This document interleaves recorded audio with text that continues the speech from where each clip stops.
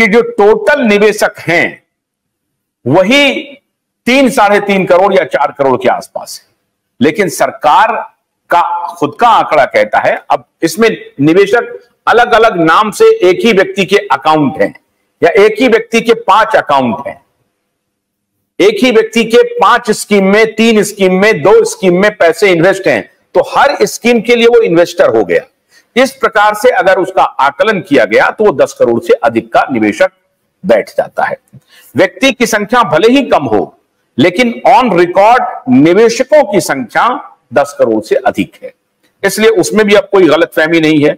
या आप कह सकते हैं कि डुप्लीकेशन ऑफ पर्सन हो सकता है, लेकिन निवेशक हैं, यह बात कंफर्म किया सरकार ने भी किया। और सरकार बार बार कह रही है कि जो कोऑपरेटिव क्रेडिट सोसाइटी है उनके निवेशकों का पैसा तो हम किसी भी सूरत में जल्द से जल्द भेजेंगे, और जो कंपनियों में जो निवेश है उन निवेशकों का के पैसे को भी हम लौटाने की कोशिश कर रहे हैं। एक तो अपडेट यह है कि सरकार 5 लाख रुपए का रजिस्ट्रेशन करना शुरू किया है, लेकिन हमारे सारे निवेशक बंधु ये बता सकते हैं कि किनका एक्सेप्ट हुआ और किनका रिजेक्ट हुआ। अधिकतर 90% लोगों का रिजेक्ट हो गया डिफिशियंसी कह करके। डिफिशियंसी से ताल्लुक यह है कि सरकार ने जब तहकीकात की तो उनको लगा कि ये जो पेपर अपलोड कर रहे हैं उसमें खामी है और सत्यापन करने में मुश्किल हो रही है, इसलिए उन्होंने डिफिशियंसी कह करके उनको रिजेक्ट कर दिया, लौटा दिया। अब मैं यहां पर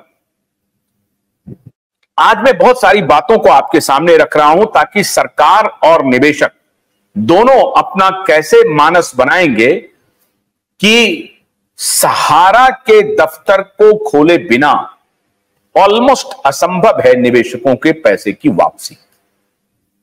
और इसलिए सहारा से एक बतौर दुश्मन के आप सहारा को एक दोस्त के रूप में आप उनके साथ व्यवहार करके निवेशकों के पैसे को आसानी से लौटा सकते हैं। नहीं तो यह ओनस सरकार के ऊपर है। सरकार के पास ऑलरेडी लगभग 40,000 करोड़ रुपए आ चुके हैं। अभी जो खबरें आई कि 14,000 करोड़ रुपए उन्होंने ट्रांसफर करा लिए सेबी के अकाउंट में, जो अलग अलग ऑफिशियल्स के, बड़े ऑफिशियल्स के या सहारा के जो और अकाउंट थे जिसमें पैसे थे, उस पैसे को उन्होंने कुर्क कर लिया।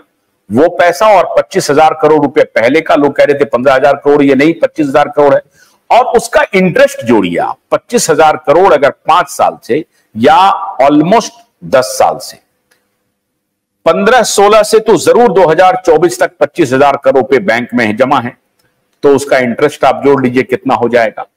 उस हिसाब से कम सरकार के पास 40,000 करोड़ रुपए हैं, आज की परिस्थिति में है। एग्जैक्ट आंकड़ा तो सरकार बताएगी, लेकिन जो अनुमानित आंकड़ा है वो ऐसा लग रहा है कि 40,000 करोड़ के आसपास सरकार के पास है।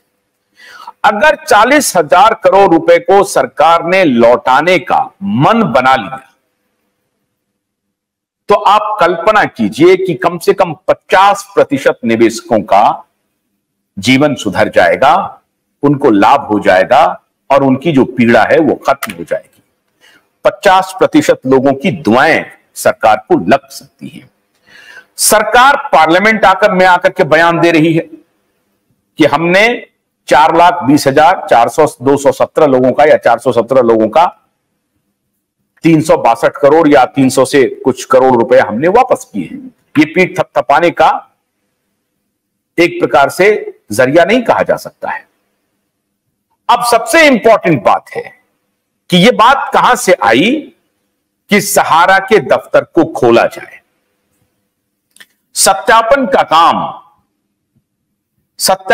काम सहारा का दफ्तर ही करेगा, सहारा के प्रबंधक ही करेंगे। सहारा के प्रबंधक और जो कार्यकर्ता हैं, जिसको आप एजेंट कहते हैं, उनके साथ मिलकर के ये 40,000 करोड़ की अदायगी सरकार आराम से कर सकती है। तो पार्टी कौन कौन है? सरकार, सहारा, कार्यकर्ता और निवेशक। इसमें एक बात आपको ध्यान रखना पड़ेगा कि कुछ वेस्टेड इंटरेस्ट के जो लोग हैं, सारे लोग नहीं हैं, 1-2% हर जगह वेस्टेड इंटरेस्ट के लोग होते हैं। जैसे कार्यकर्ता में वेस्टेड इंटरेस्ट के लोग होंगे, सहारा में वेस्टेड इंटरेस्ट के लोग होंगे, सरकार में वेस्टेड इंटरेस्ट के लोग होंगे। निवेशक में तो कोई वेस्टेड इंटरेस्ट के लोग नहीं होंगे, लेकिन कुछ हो सकता है कि कुछ फर्जी निवेशक बनकर के खड़े हो जाए, क्योंकि समाज में फर्जी लोगों की भी कमी नहीं है, तो वो भी दाखिल हो सकते हैं। तो हर जगह फर्जीवाड़े की गुंजाइश है।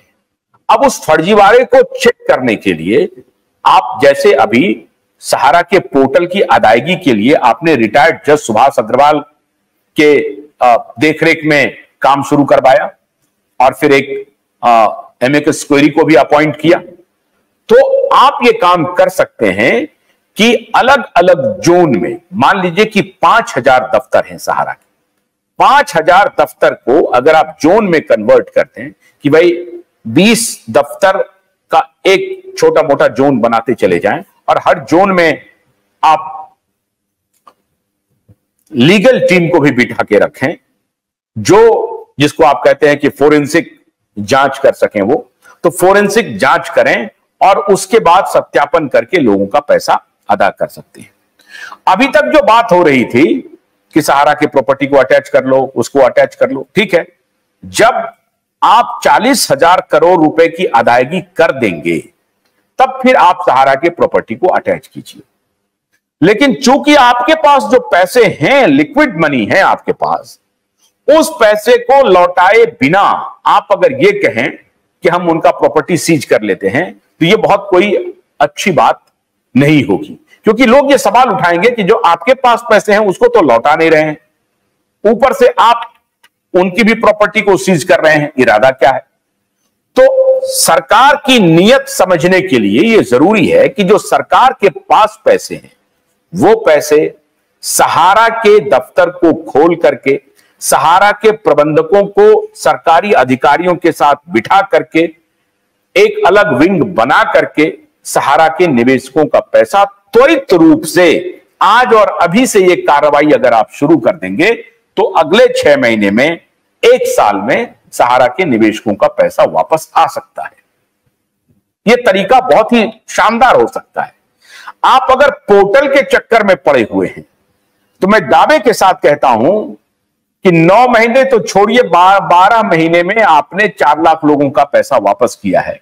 10 करोड़ लोगों का पैसा वापस करना है, मतलब 10 करोड़ निवेशक, लोग तो 3.5 करोड़ ही होंगे, 4 ही करोड़ होंगे, लेकिन निवेशक ऑन पेपर जो है वो 10 करोड़ से ज्यादा है। तो आपको हर के अकाउंट में पैसा ट्रांसफर करना है, हर को आपको डिजिटली देना है या चेक से देना है, लेकिन जो भी आप पैसा देंगे वो अकाउंट फॉर होगा, वो आपकी निगरानी में होगा। आप उसके बारे में सबूत के साथ पेश कर सकते हैं कि हमने ये पैसा इतने इतने तारीख को इतने इतने लोगों को वापस कर दिया है।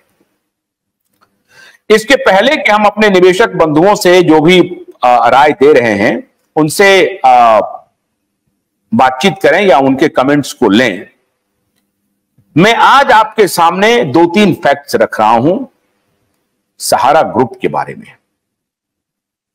यह बात ठीक है कि सहारा प्रबंधन से गलती हुई है, मैं मानता हूं काफी गलती हुई है, जिसकी सजा उनको मिल रही है। इससे बड़ी क्या सजा होगी कि जिस व्यक्ति ने इस पूरे एम्पायर को खड़ा किया वो अब जा चुके हैं छोड़ के, और उनकी उम्र ऐसी नहीं थी जो वो इस दुनिया को अलविदा कह सकते थे।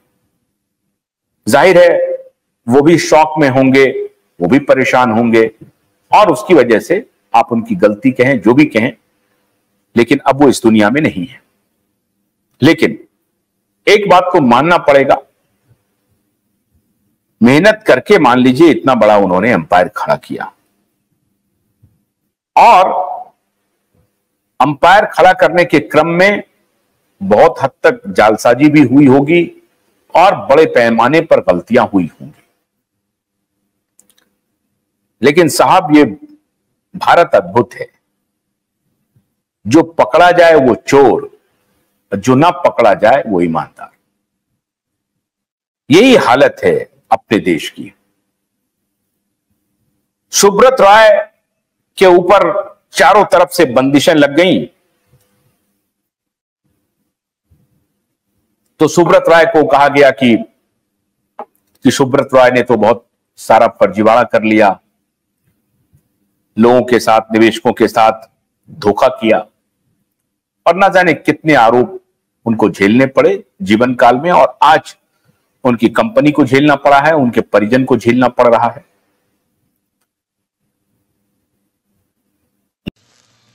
भोलानाथ के 2-in-1 बैटरी ऑपरेटेड हार्वेस्टर कम ब्रश कटर के साथ ट्रॉली अतिरिक्त लागत पर उपलब्ध है।